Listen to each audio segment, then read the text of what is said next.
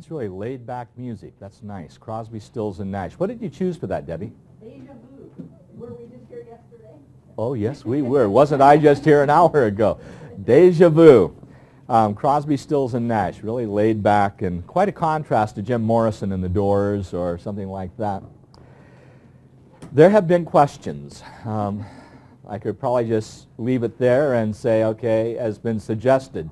And Laura not so subtly suggested 1 through 49 odd that we should cover today. We're doing word problems, and obviously the usual difficulties of word problems. You try to translate, you try to get the equation, and it's just a case where there's at least one of the group of problems that are going to typically frustrate you, and if you're unlucky, it's all of them. So I have a list of some problems that have been requested. Before I proceed with that, there is, I think, a possible answer. I had a voicemail this morning regarding a problem number 7 from section 2.2, I think is what was a reference, because it was page 103. And it had to do with number 7, and the answer in the back being interpreted as -4. And the question that comes to my mind as we look at that problem, because I think the answer is going to be -4/5. Is that right? So in number 7, section 2.2, which is page 103, the answer would be -4/5. And the problem that's requested there, let me write that problem out quickly to make sure at least we're referencing the same problem. This is from section 7.2. And the problem is 4x plus 6 equals, then we have a minus sign and we have an x minus 2. Now in that problem, as I look at that and think of the things that could happen here, the first concern is what happens with this minus sign here. That becomes negative x plus 2. Now depending on what you do or don't do with the signs, you could end up with a variety of possible answers here. But as I add x to both sides, this becomes 5x on this side. And as I add -6 to both sides, I get the -4 on this side. And so that's where you get the x is -4/5. Now the question I have in terms of the problem, let's say that you're looking at the answer and you see the answer and you are comparing. Now if you happen, I'm told, look at number 7 in section 2.3, you get the wrong line. Now I could see that if you're looking for page 103, you have a 3 still in your head, and you look at 2.3, the answer number 7 on 2.3 is -4. Now I don't know if this is what happened in the problem. The first concern is, and it's one I've been trapped into as a student doing the same kind of thing, looking at an incorrect answer for what I'm doing, looking at the wrong answer and trying to get to that answer and being very frustrated in the process. So at least this indicates the problem in question. Now the other thought I had was maybe the problem was in 2.1, but I wanted to see what number 7 was in 2.1. And that is not going to even be close to this. In 2.1, we get an answer which would be 9.5. So that's not going to happen. And the query that I had was getting an answer that was different than this. So I'm not sure quite what happened. At the moment, I don't have real insight into that. But hopefully, this covers 2 issues. One, making sure you're checking the correct number that you're going against, and then that you maybe wrote down the problem correctly. There are a couple things that will happen. One, not writing the correct problem down. I've been guilty of that. You write the problem down, and then you didn't write what was in the book. You'll never get to the answer expected. Or secondly, looking at an answer for a different problem and then trying to get to that, and again, you'll never get there. So there are 2 assumptions here.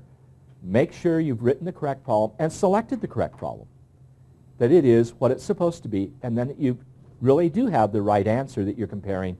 And then, if you still are having troubles, give me a call or drop by, and we'll see if we can resolve it. So that's about the best I can say on that particular problem. Now, I have a list. Debbie, let's sort of get into this list here just so people can see it briefly as we come to the left side. 15, 17, 23, 33, 37, and 49. And I'm a little bit of a concern how much time we will have that we can cover all these.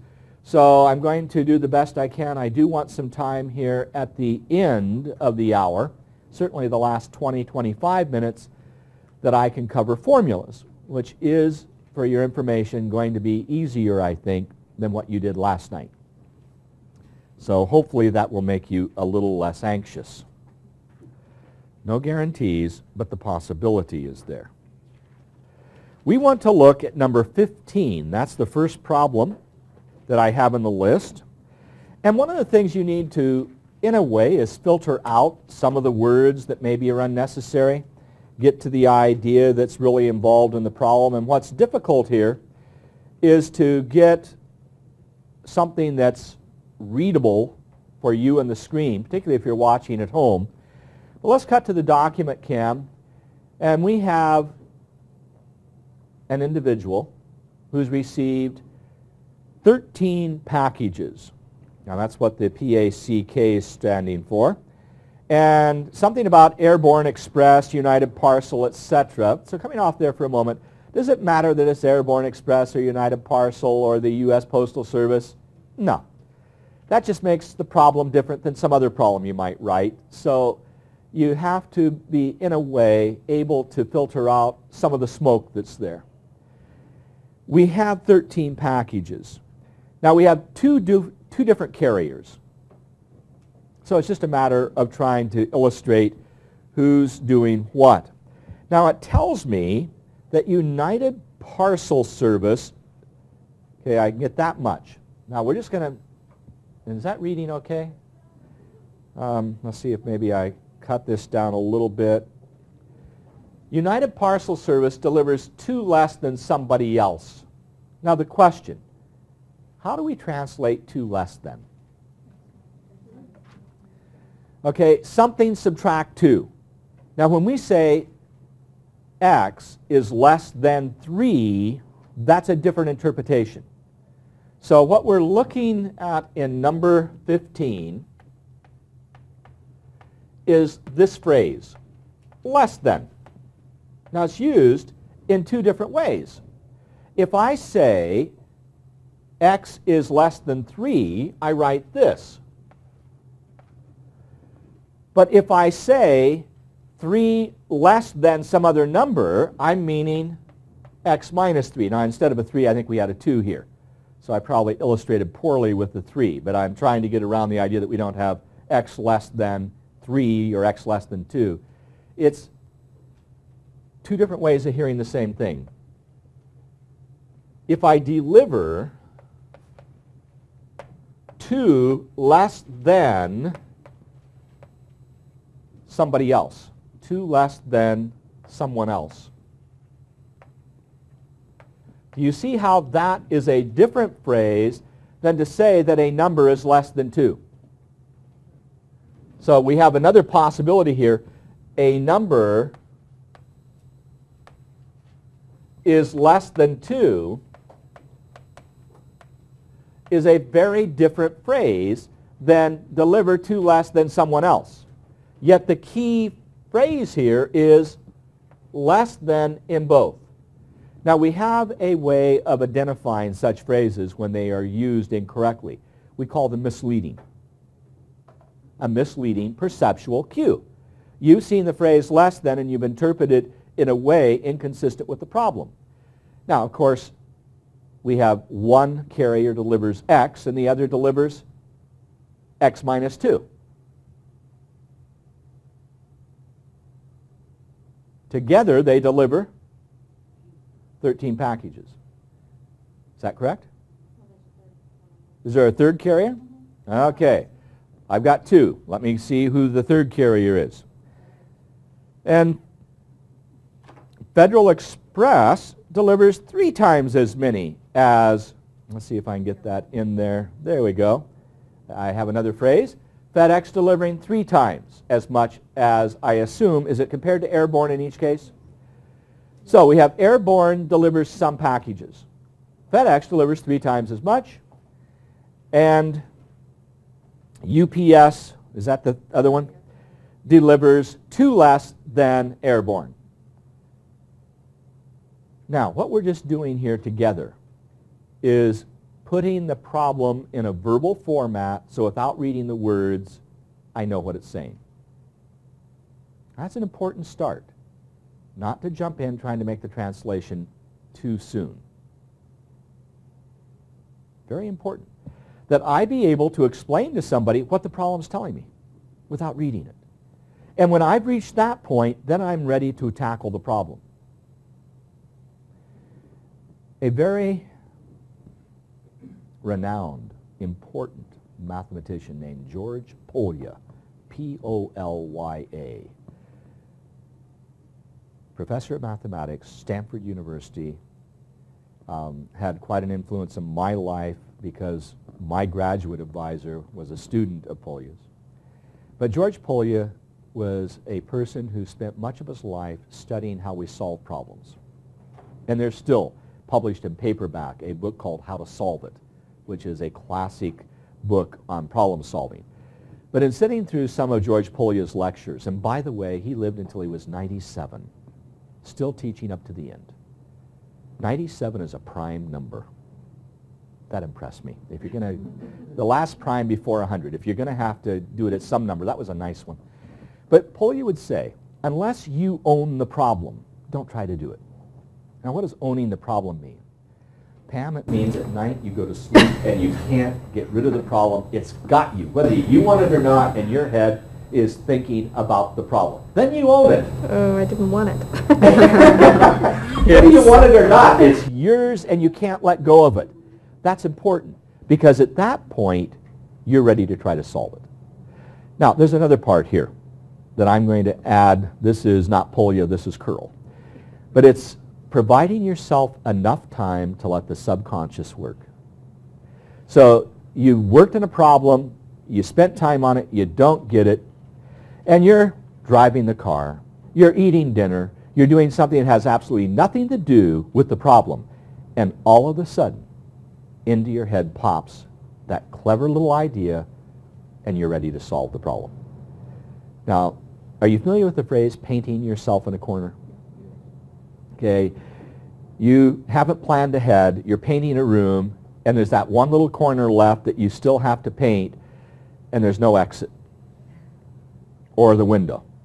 And this is really tough. So the idea, if you wait until 11 o'clock at night to start these sets of problems, and you know you have to get to bed by 1 o'clock at the latest, or 12:30 to get up so you can then address the rest of the morning, you've locked yourself into a very small time frame. You've painted yourself into the corner, and then you get frustrated and you didn't leave time for that subconscious activity that's really important in problem solving.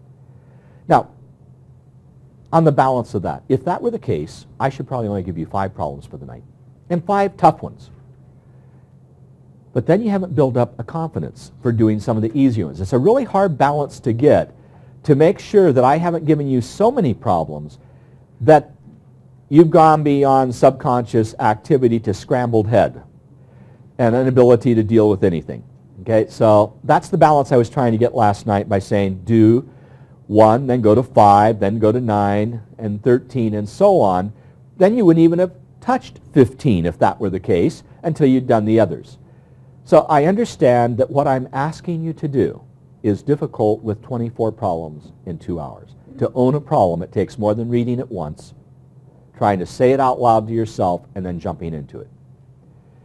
And in a test environment, much the same difficulty. You need to appreciate that mathematicians sometimes spend a year, 5 years, a lifetime trying to solve one problem. Okay?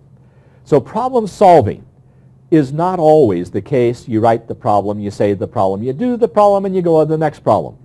There are times that you may not get a problem and may not get it for a year or 2 and keep working at it. Okay? And one characterization of mathematicians, you might argue that they are very focused, very tenacious, and can be rather bullheaded.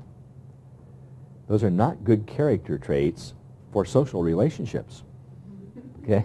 So there's a downside of this kind of tenacity. I'm not going to give up on this problem. I'm going to stay up all night, and the rest of the family is suffering. Yes, good. How do you explain that guy in the picture, Beautiful Mind? He looked at that in the beginning of the film. He Yeah. looked at this big old thing full of numbers, and the CIA or somebody asked him to answer, and he just right away. Well, he stared at it for what was a long time. They tried to give a passage of time where he looks at this is in The Beautiful Mind, and you have John Nash looking at the problem, a bunch of numbers, a cryptic code, and he looks at it, and then they show coffee cups getting emptied and people being in shirt sleeves, and he's obviously been standing staring at it for a long time.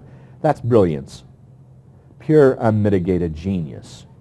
When you don't have that, you have to be bullheaded, stubborn, tenacious, and not give up. Okay, success is failure turned inside out. You may have heard that phrase. Yes? I was just going to comment that that whole thing happened in John Nash's head. It was all a hallucination Part anyways. of it. But his cryptography abilities was not just that fabrication of the mental process. He truly made advances in mathematics that were, I mean, that's one of the arguments that may have contributed to his difficulty.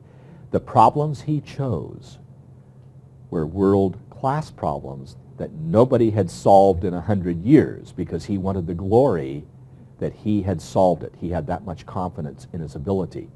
And yes, he could see problems and with a kind of arrogance at times say, oh, well, that's trivial. Here's the answer. Only trivial if you have the genius to see it. For the rest, it's in the mud, struggling and achieving something because you were tenacious and eventually saw what was not easily seen before. It is not uncommon in problem solving after spending hours and hours and hours to suddenly come up with the phrase, oh, that's easy, after you see it. Until you see it, a nightmare of frustration and just not getting that insight. And that's sometimes where you hear of people, they walk out of the office, they go for a walk, they'll go in the woods, they'll meditate at a stream and trying to just clear the mind away. For me, it's fishing. I can be in a trout stream fishing and ideas will pop into my head because I'm focusing just where is the lure going and totally out of the process of mathematics, and then something will hit me. And it just comes out of the blue. That's subconscious activity. So that's part of what goes with this process. Patience, tenacity, and wait for insights, but give yourself enough time with each problem that the insights, the subconscious activity can take place.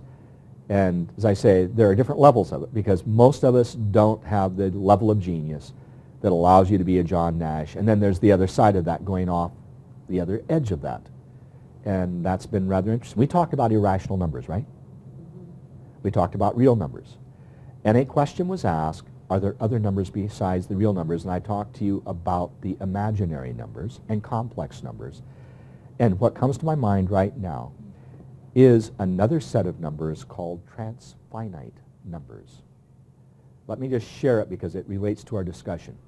The man's name is Cantor, C-A-N-T-O-R. And Cantor noticed that if you look at how many counting numbers we have an infinite number, correct? How many even counting numbers do we have? An infinite number. There are just as many counting numbers as there are even counting numbers because for every counting number you can multiply it by 2 and get an even. So you have 2 levels of infinity, correct? It seems because there should be fewer evens than there are counting numbers. Yet you can match them one by one, so we say that level of infinity is the same. Then what Cantor did is look at the irrational numbers. He created a one-to-one matching. Here's your counting number, here's your irrational. Here's your next counting number, here's your next irrational. And then showed that there were irrationals he did not have on his list. And so he argued that there is a level of infinity in the real numbers that's more than the level of infinity in the counting numbers. And so he tried to create an arithmetic of infinity. Different kinds of infinities. That became a problem which so fascinated mathematicians from his time in the early 1900s until George Cohen at Stanford University in about 1953-54 was able to show that the effort to do that could not be resolved. It was an solvable problem. It's interesting, Cantor, in his argument with other mathematicians, went off the deep end and ended up in an institutional setting in much the same way that is depicted in A Beautiful Mind. It's just John Nash was able to pull himself out of that and live a productive life without it becoming totally disabling. Cantor ended up in an institution and stayed there. Genius, you sometimes, I've lamented at times, gee, it would have been nice to be brighter than I am. And I think every one of us probably has that feeling. And then you ask, well, where's the limit to where going across that line becomes not so good? And A Beautiful Mind's a marvelous movie. It really helps you get an insight into some of the brilliance, but it focuses a great deal on what was the mythical portion, what was imagined, but the contributions on the real level were at the level we're talking about, seeing things other people could not see, and made it seem trivial that they could. Okay, we're going to go to our problem. Now, can we say again, after that little chasing of a rabbit around the rabbit hole, what the problem told us? We had 3 carriers, UPS, Federal Express, Airborne, didn't matter. And Airborne is the record for the X. We let X be the number that Airborne does, and UPS and Federal Express don't deliver the same number as UPS. That sort of figures. Federal Express 3 times as much, UPS 2 less than. Is that pretty much the statement of the problem? That's what I want you to be able to do before you tackle the problem. To verbalize what's there without reading the words. Now, with that in mind, let's go to our next step. It is to do what? Let X equal. Now, should X equal Airborne? Not in your life. It's the number of packages by Airborne. There's a subtlety there. X isn't Airborne, it's the number of packages for Airborne. So number of packages, so I'll just put number for AB, Airborne. Now we could record what we know. The number for FedEx, 3x equals number for FedEx. Now if you put x equals Airborne and 3x equals FedEx, I understand why you do that, but at the same time, you understand it's a misnomer. You shouldn't be saying something that's a number is an organization. So this is number for FedEx. Then x minus 2 becomes what? The number of packages for UPS. Now we know that the total at this point is supposed to be what? 13. So that just tells me that I take x plus 3x plus x minus 2, and that's 13. Let's see, I'll rotate over here, Debbie. Do you have to have the x first, the 3x second, and the x minus 2 last? No. That's an addition. You could rearrange them in any order. But now, with this being a parentheses with the plus outside, I could just drop that parentheses easily. So I could just argue I have x plus 3x plus x, that's 5x, right? Minus 2 equals 13, that's simplifying the expression. Now in a sense, once you hit here, okay, this is let the good times roll. If you've been doing your combining, your simplifying, and you're comfortable there, the hard part of the problem was to get from there to there. Now this is just, okay, the errors shouldn't be happening here. If they are, you may need to practice simplifying a little bit better. We add 2 to both sides, get 5x equals 15, and x equals 3. Now the question, am I done? No. Have I solved the problem directly? No. What have I solved? The equation. Now, the question, I assume, how many packages did each deliver? Now, if Airborne is surviving on 5 deliveries, they better be big packages and lots of money, or they're going to go bankrupt with 5 deliveries. That's maybe how many you deliver in the first 15 minutes if you're Airborne buzzing around town. Okay, FedEx gets what then? This is the number for Airborne, and we said that 3x, which is 9, is the number for FedEx, And then we have x minus 2. Boy, are they in trouble. X minus 2 is UPS. But you're delivering one package and you're going to survive. This is not good. So to that extent, does your answer make any sense to you? Well, with what they've said, yes. From a practical point of view, no. This is not good business practice. Now, I say that tongue-in-cheek. I was talking with my neighbor who works in for an electronics company up in the Silicon Valley, and they have one delivery by a trucker. It took a month to go across country nearly, wide trailer load for a huge generator that they were going to install, wide load, had to go through checks. It's a long period of time coming across. Okay, one delivery there, and you get $3,000 for it for a week or whatever. A month, not so good. Any other questions on the problem? Now, I've got to be a little bit concerned about which ones we go to next. On my list up here, I had 15, 17, 23, 33. I did one of the first ones. Let's do one of the later ones. Number 33. Let's just see how it's different. And it's hopefully bouncing around a little bit, and I'm going to watch my time here. But there's some things that have to be said about this process that hopefully makes it a little bit easier to understand what we're doing. Now, I like these because there's not so much fluff in them. Okay, 33. X represents an integer. Hey, that's cool because they told you what X is. You didn't have to figure it out. So that's the first part. Now, I'm going to scroll over. How can you express the next smaller consecutive integer in terms of X? Okay, so X is an integer. Now, the next smaller integer.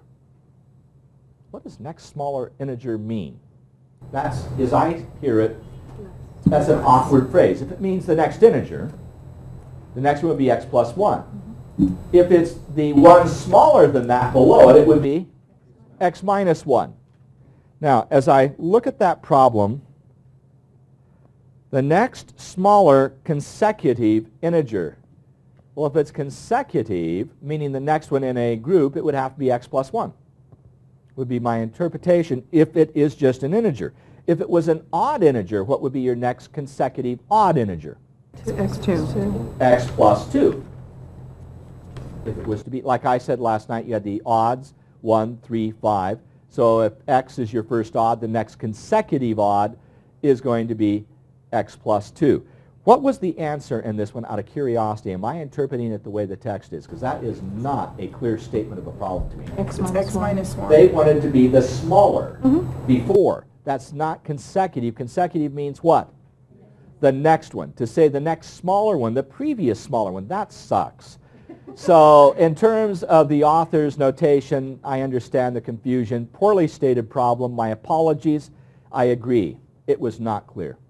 It should have been stated as the previous integer. To say consecutive means the next one in order, not preceding. So poorly stated problem. So I understand why the question there, and I agree. Poorly stated. Okay, that's 33. 49, sort of skipping a little bit, just to get a mixture here. Okay, let's see what we have here. 6 is subtracted from the larger, or the largest, of something. So let's see what we've got here. 6 is subtracted from the largest of 3 consecutive odd integers. Okay, let's stop with that. Consecutive odd integers.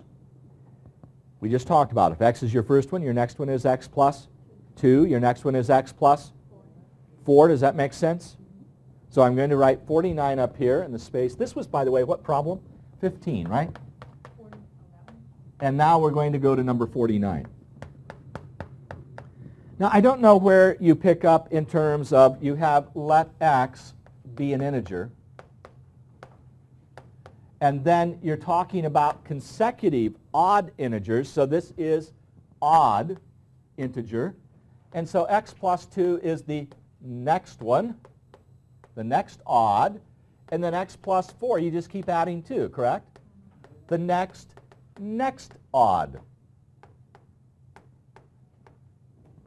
So we have next and next. Don't. Okay, nobody protests on that language. Okay. Now, we're told to do something. Now, I think we're told to subtract 6 from what? The largest? So which of these three will be the largest? The x plus 4. And to subtract 6 from that would be x plus 4 minus 6. So we're comfortable with that? Now, I'm making a little bit of an error here in what I'm doing because I haven't read the whole problem. But I'm just trying to get some translation going here. Let me come back now to the problem. And it says if 6 is subtracted from the largest of the three,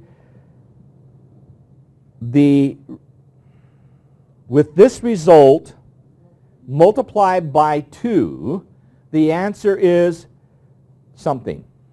Okay, now this is one of those problems that's strict translation. There's not much of a way to read this whole thing and not get yourself jumbled and talking to yourself.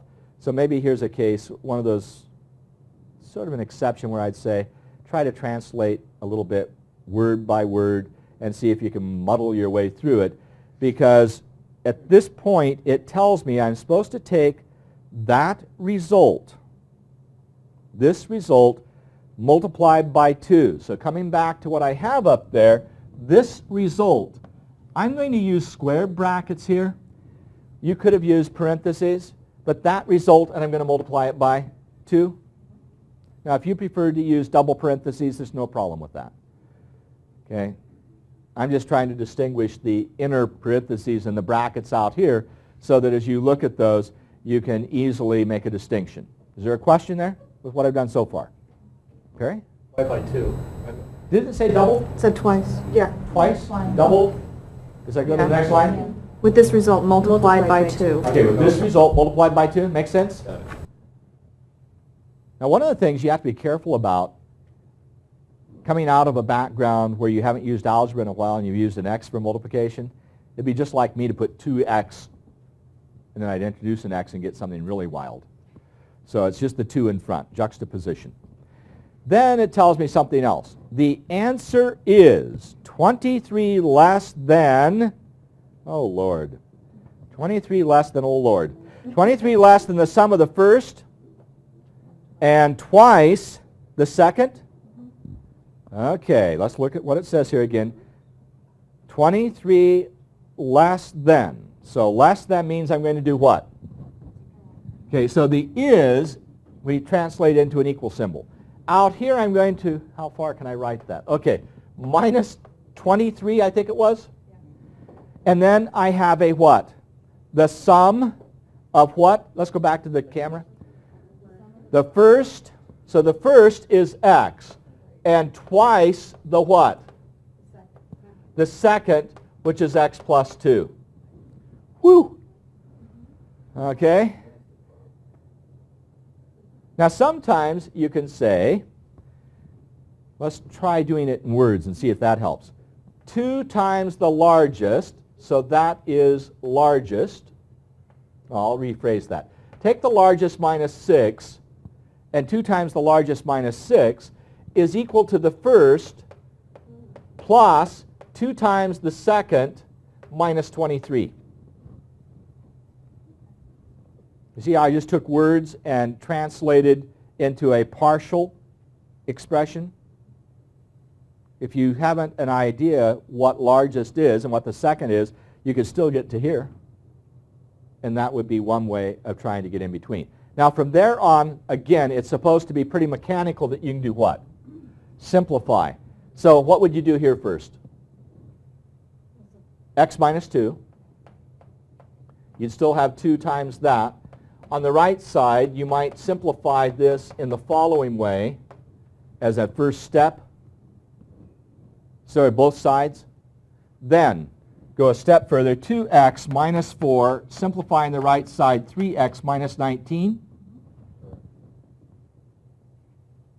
Then, I guess at this point, minus x and minus 15. So x is 15. Now that solves the equation, but it didn't do what? Answer the question, which I assume is, give the 3 integers. So 15, 17, 19. So we've had the first one is 15, the second is 17, the third is 19. And that would be the answer. Now you have to be careful. You get the equation, you feel so darn good. You say, I got the answer to the equation, and you think you're done. But if you're asked for the three numbers, I would have to hold you somewhat responsible for giving me the three numbers. So you wouldn't get full credit just saying x is 15. Does that answer that one? I'm still confused, sir. Okay, where we got the problem? Right where you said we were going to have it. Right there where you got two largest. Right there. That's where I got going off a little bit. Are you okay, though, with the verbal state? Yes, sir. Okay, now the question is, what is the little gimmick for expressing consecutive odd integers? And that's what we talked about yesterday. If x is the first, your next one has to be 2 more.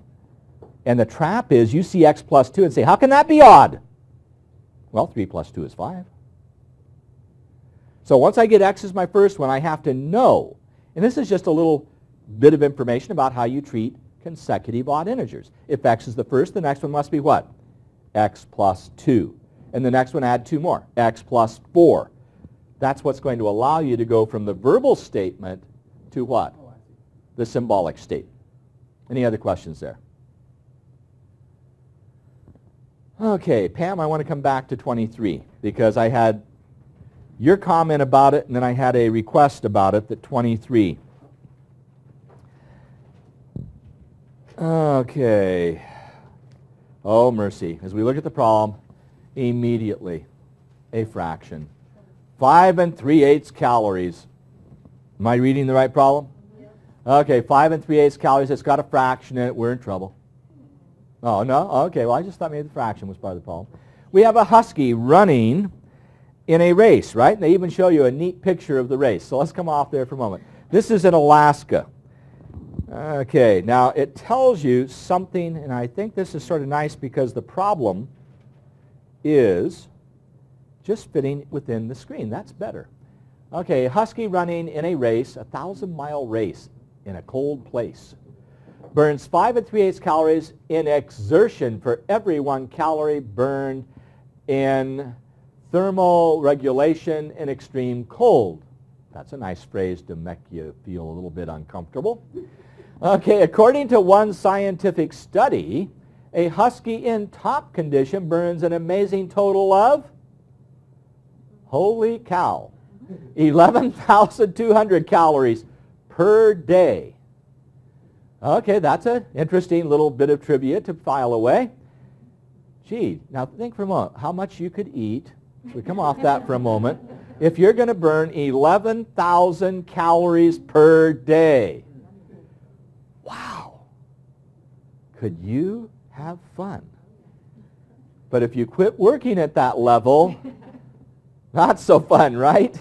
Your body's saying, feed me, and you aren't burning the calories.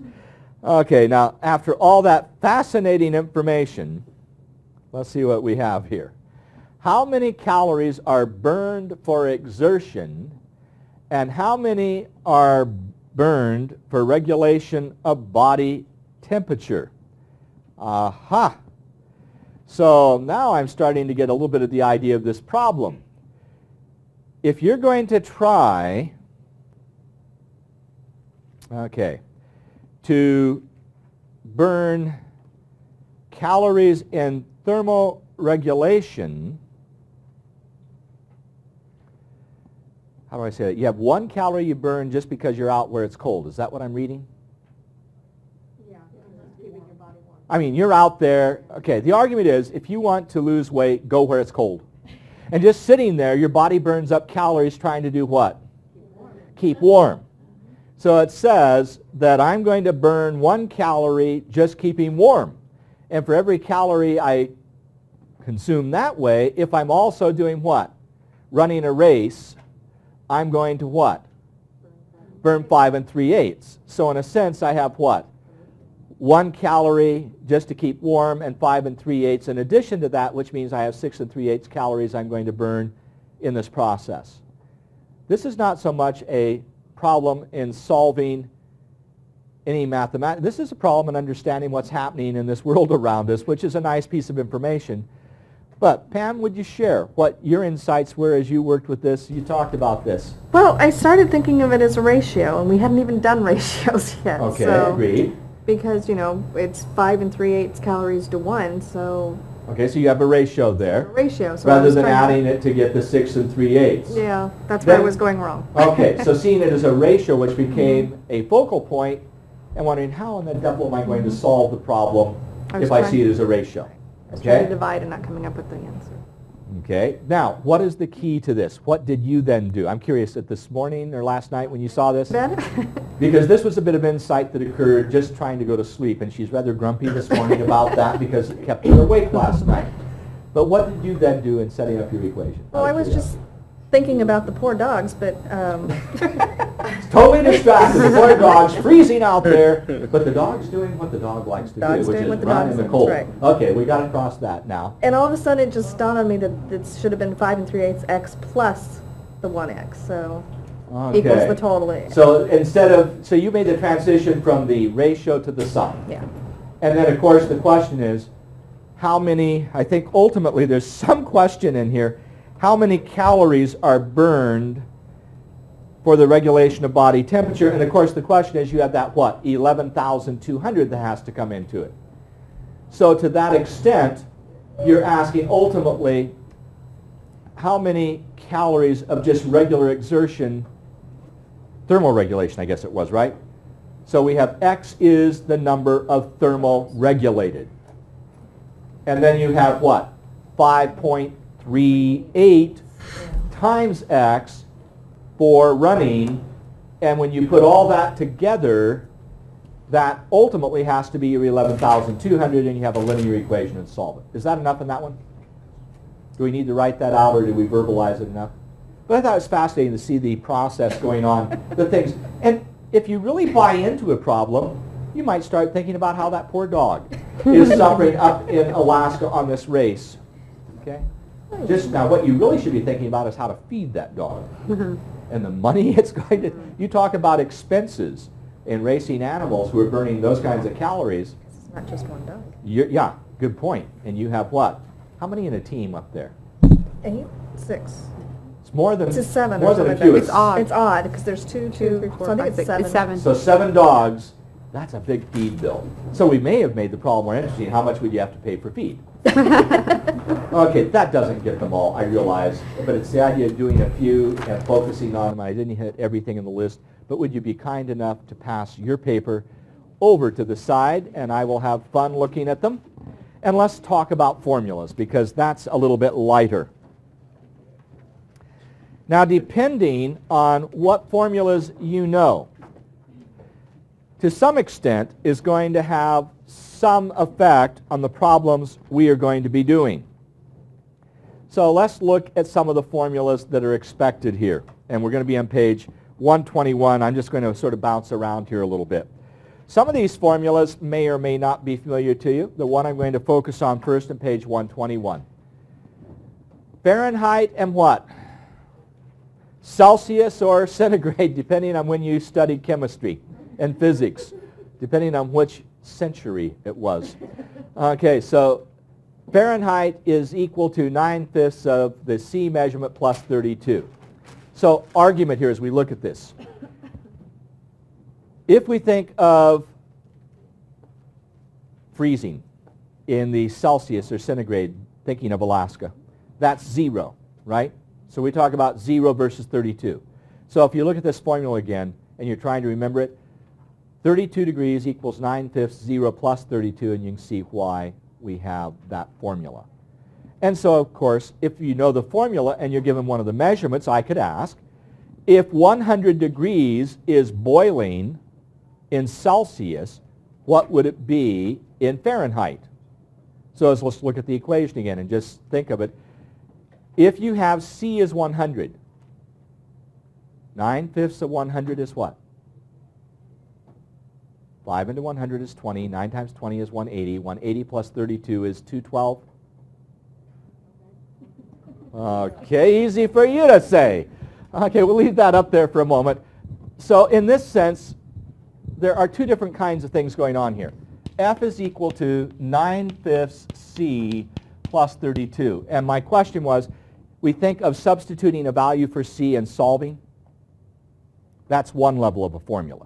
So I go ahead and I do this. And I'm asking, what is the equivalent of 100 degrees Celsius or centigrade? Well, the idea is you can then cancel here. That gives me 180. And the 180 plus 32 gives me what then? What you know as the temperature, I hope, in Fahrenheit of boiling water at 212. Now that's one level. What's the second level of a formula? Given this for the letter F, solve for what? The other letter. C. So I start with the formula in Fahrenheit, and I want you to give me the respective formula in Celsius, or C. So how do we approach that problem? So now I'm starting with F equals 9/5 C, but I'm not trying to substitute. I need to get C by itself. So what are you going to do?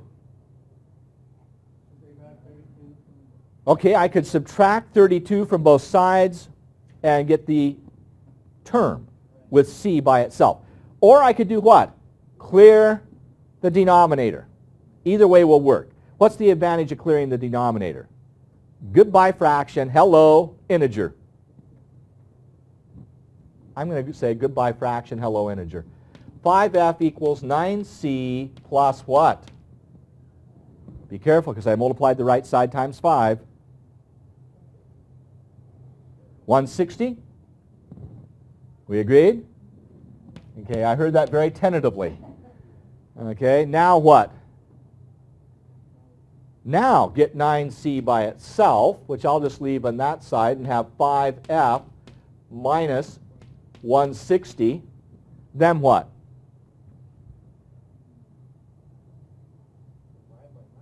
Divide by 9. So C is 5F minus 160 over 9. Okay? Or, what else could I do? Let's look at it another way. Let's do the other approach. I want to compare something here. Now, in this process, thank you, Debbie, I'm going to just take the 9/5 C and get it by itself. So I have F what? Minus 32 is equal to 9/5 C. Okay. Then what am I going to do? The reciprocal of 9/5. Excellent. You get that? Now most of you are probably thinking divide by 9/5, but that's the same as multiplying by 5/9. So 5/9 times the left. And if I have 5/9 times 9/5, I get 5/9 times F minus 32 is equal to C. Now those are both valid expressions. And which one do you think is the more commonly used formula? The one on the right. This is the one that if you're in a science class you'll usually be given. Because it's easier to do what? Subtract 32 from the Fahrenheit and divide by 5/9 than it is to do what? Take 5 times Fahrenheit and subtract 160. But they're equivalent because 5 times 32 would give you the other one. Those are very typical. Okay, I'm going to leave both of those up there. Nicely done, Debbie. Now, let's see, what are some of the other shapes and formulas that we typically talk about in mathematics? Triangles, circles, squares, rectangles, trapezoids, spheres, cylinders, boxes. There's a whole bunch. That's a nice mathematical phrase. A whole bunch of formulas that we could be talking about, and I'm going to show you the list that I expect students in math tend to have memorized. Okay, so let me get the right book out here, if that phone doesn't come off in the process.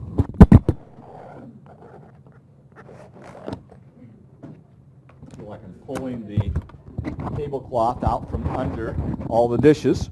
Managed to knock off the microphone. Sorry about the noise in that. But I'm going to give you a list of formulas and think that this is something that maybe you should have some awareness of. Now these, as I say, are what I expect when you come into this room.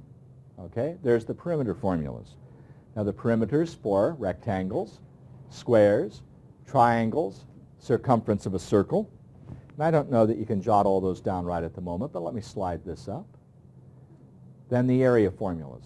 The area of a rectangle, the area of a square, the area of a right triangle, the area of a circle, and then sliding up the volume formulas for a box, for a cylinder, for a sphere. And those are all formulas that I would expect for a student who's had Math 10. And I would expect you're familiar with those in Math 20, and that's part of the litany you should have. So let's say I have the volume of a sphere. The volume of a sphere is 4/3 pi r cubed. Okay? Now, if I look at that, it's hard to think in terms of solving for r because you'd have to take a cube root. But let's try another formula for the volume of a cylinder. This one's a little bit perhaps easier to do. Pi r squared h. That's the formula for the volume of a cylinder. Good point. I forgot about that. Check the back cover of your book. Back cover of your book is the same kind of list. You need to know all those by memory. So that's just, as I say, this is my expectation coming into the class, and if you aren't there, enjoy this week memorizing those formulas. You're welcome. Now let's say I have this one and I want to solve for h. What's in front of h? Pi r squared.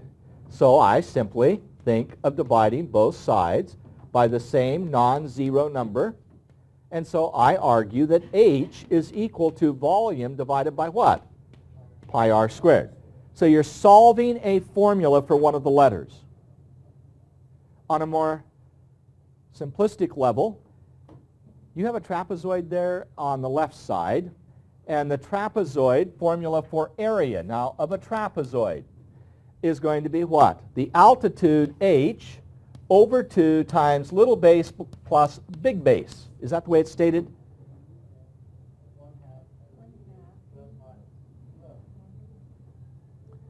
You didn't like what I wrote, okay? 1/2, what now? How is it written? Area for the trapezoid. The sum of b, big B times the Big sum of B plus little b, so I'm putting them backwards. Then what? h. H. Yuck. Okay, do those say the same thing? Probably. Yes, they do. 1/2 h is h over 2. This is a little more succinct. Okay? Now, if I want you to solve for little h, that would be an easier problem, right? You see that that's easier? If I solve for little h? Oh, come on, folks. It's not that bad. I want this by itself. So what am I going to divide by? Everything in front of it. Or think of multiplying both sides by 2. So 2a is equal to little b plus big B times h. But I still want h by itself, so I divide both sides by the quantity little b plus big B. That gives me h then is equal to 2a over what? Little b plus big B. Yes? Yes. I don't want that. I want little b. Because it's more challenging. Now little b. Now you have to be careful. Because if you want little b by itself, you have your two choices. Multiply all the garbage out and isolate little b. Or get rid of the two factors and isolate the term containing little b. Do you have a choice? No. Okay, let's do the first one. I want to divide or multiply both sides by 2. That gives me 2a is equal to little b plus big B times h, correct? But then if I divide both sides by little h, I get 2a over little h is equal to little b plus big B, and then I just do what? Subtract big B from both sides, so I have 2a over little h minus big B is equal to little b, and I did it. Thank you. Or what?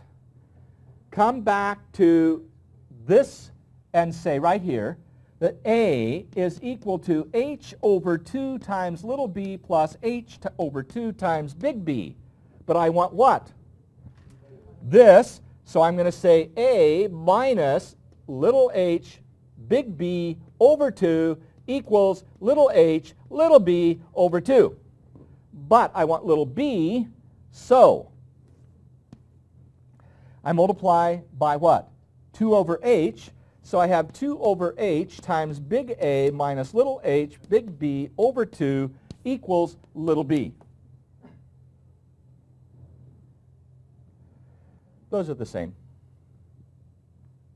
If you were to multiply this, all this out, you'll get that. Now, the point. This is hard. This was easy, comparatively speaking. And this was even easier yet. So you're going to have problems that are easy, modestly hard, and frustratingly, perhaps, difficult. That's what we're going to be doing for homework. Should you ask? No request. The homework is 1 through what? No, no, no, no, no, no. I didn't hear you at all. Now the first thing, the problems we've just been looking at are on page 125, 51 through 64. 125. Okay, so that's a nice set of problems. So let's go to that for a minute. Debbie, I don't know if you did already, but that's 125, 51 through 64. Okay, and let's see what else we have. Okay, well, just a moment. I'm not done. I'm still deciding. Okay, now on page 122, we have 11 through a bunch. Okay. Anything with a calculator, ignore. Okay, so don't do the problems with the calculator. So now I think we're in a position to write the homework. The homework is going to be starting with pages 122, 123, odd, comma, in C. Odd number problems, but none of them with the calculators. I don't want those. 1 through 31. And, big and, 51 through 64. Still, this is page, I guess I better put here 125 also. And that, now let's see, at this point we got 15 and all on 51 through 64. All as in the good soap.